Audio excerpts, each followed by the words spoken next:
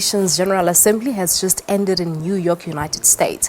The Assembly is the time for member nations to gather and discuss international issues. Some of the issues that were at the top of the agenda were Syria and immigration crisis. To talk to us about some achievements at this year's General Assembly, we joined on Skype from New York by our SABC News UN Correspondent, Sherwin Bryce-Pease. Sherwin, a very good morning to you and thank you so much for your time. Now, talk to us about the crisis in Syria and, of course, the immigration as they were top of the agenda. What commitments were made by the leaders?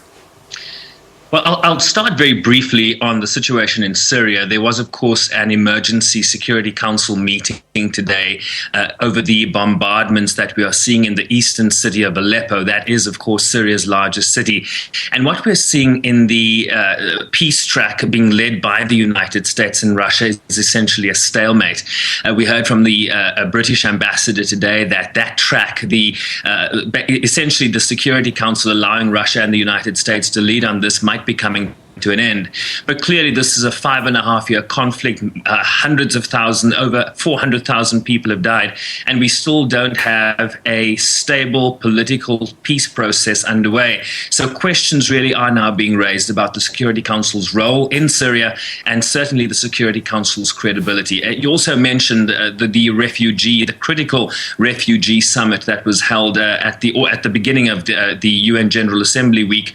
Everyone was in town, all the heads of state, and really the UN trying to focus a spotlight on what has become, I think, accentuated perhaps more so than not by the recent migration of refugees into Europe. And President Zuma, during that summit, making the point that yes, as much as we acknowledge the refugee problem today, it isn't a problem that started because refugees started migrating across the Mediterranean into Europe. It has been a problem certainly that developing countries bear the greatest burden for, and certainly South Africa and many African countries. So what this declaration does is it begins an intergovernmental process where in 2 years' time, in 2018, the world will sign on to two compacts, a compact on refugees and a compact on migration that will try to comprehensively deal with the 65 million refugees that the world has today, the over 200 million migrants that travel across borders for economic reasons due to conflicts, etc.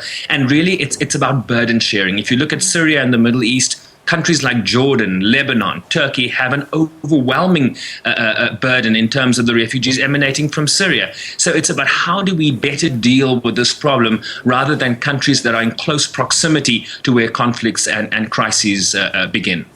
Now, Sherwin, we do know that this General Assembly was also UN Secretary General Ban Ki-moon's last assembly address before he leaves office at the end of this year. What are his feelings of the current state of affairs and world leaders?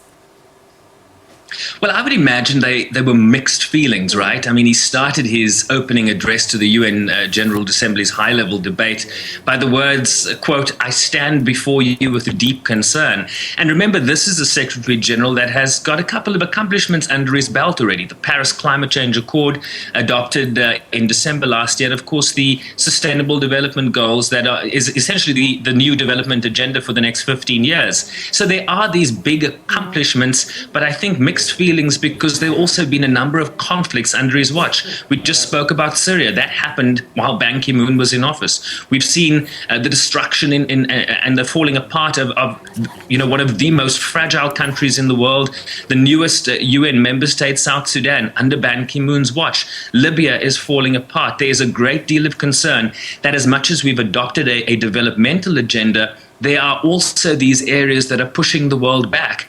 I think certainly mixed feelings for Ban Ki-moon, but his term is still not up, and hopefully we can see him provide some leadership on the Syria question. All right, Sherwin, no, that's where we're going to leave it for this morning. Thank you so much for your time. Thank you very much.